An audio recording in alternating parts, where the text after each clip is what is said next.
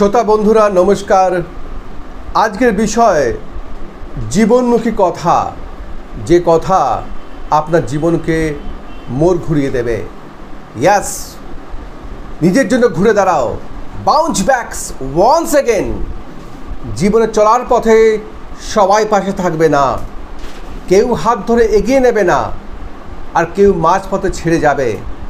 তবুও দাঁড়াতে হবে নিজের স্বপ্নের জন্য, নিজের ইচ্ছার জন্য, নিজের আত্মসম্মানের জন্য। যখন কেউ পাশে থাকবে না, চারপাশে অন্ধকার হয়ে আসবে, তখন নিজেই নিজের আলো হও এবং ভেতরের কষ্টকে শক্তিতে পরিণত করো। মনে রাখো, তোমার ভেঙে পড়া মানে তোমার হার নয়, তোমার উঠে দাঁড়ানো মানে তোমার নতুন শুরু।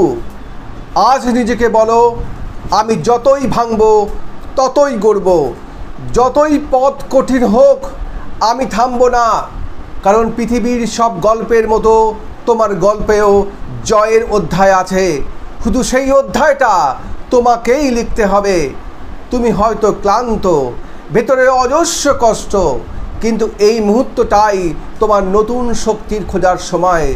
দাঁড়াও, চোখে আগুন নিয়ে হাঁটতে শুরু করো, কারণ তোমার গল্পের প্রধান চরিত্র তুমি নিজেই, আর তোমার বিজয়ের অপেক্ষা করছে ঠিক সামনে। Dear brother and sister, remember that জোর করে কোনো কিছু অন্যায় আদায় করতে নেই, জোর করে কিছু পাওয়া যায় না। অবহেলা ছাড়া কিছুই না, নাথিং এলস। বন্ধুত্ব, ভালোবাসা, গুরুত্ব, সম্মান এগুলো অনুভবের বিষয়, এগুলো কারোর মনের ওপর জোর করে পাওয়ার বিষয় নয়, এগুলো ভেতর থেকে এমনি আসবে। কারোর প্রতি নাছর বান্দার টান দেখাতে যাবেন না, এতে তার ভাব বেড়ে যাবে, আপনার কদর কমে যাবে। শেষ মুহূর্তে আপনাকে কোনো পরিকল্পনা রাখা হলে আনন্দিত হবেন না, কারণ আপনাকে অপশনে রাখা হয়েছিল। এত অবুঝ হলে চলবে না, একটু বিবেক খাটান। বেশ কয়েকবার আপনার ফোনটা কেটে দিচ্ছে, বুঝছেন যে ব্যস্ত আছে, কিন্তু আফসোস মানছেন না। কেন পারে মানুষটা আপনাকে রিসিভ করছে না? এত হ্যাংলা আগ্রহী হওয়া যাবে না, এতে আত্মসম্মান বাড়ে না, বরং কমে।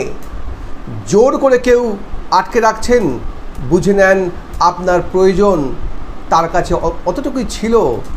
কেউ জন্মদিনে ভুলে গেলে বুঝে নেন সে মনে রাখতে চায়নি বলেই আজ মনে নেই। অসময়ে আপনার খোঁজ না নিলে বুঝবেন তার প্রায়োরিটি লিস্টে আপনার নামটা বেমানান তাই নেই।